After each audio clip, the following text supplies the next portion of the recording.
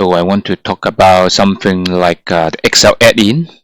Excel add-in is adding some basic functions to the Excel to make it more flexible.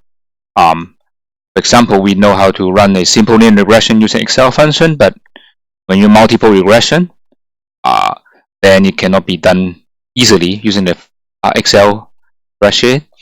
So we need some uh, extra add-in. So we will go to File and then click Options, and then go to Add-in, and then check whether you analyze Toolpak.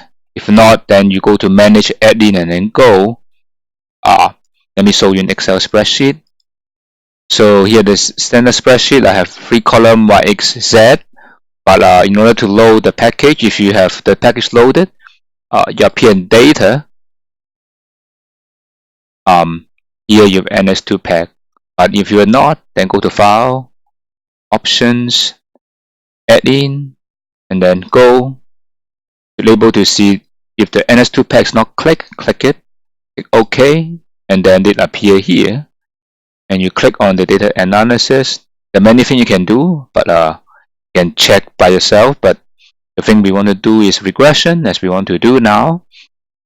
Click OK, and here you want to click what is the Y variable, which is the A1 column. Whether you want to have a label, up to you, but it's good to have a label, because when you have the result, then it will be more clear. Then when you have label, then you click the label.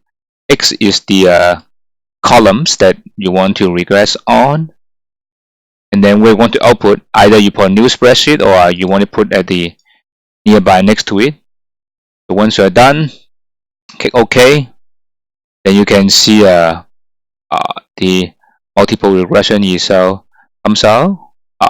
Very handy, quickly.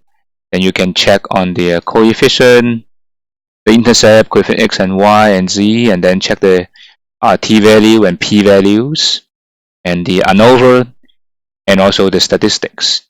So this is how you can run a regression easily in Excel.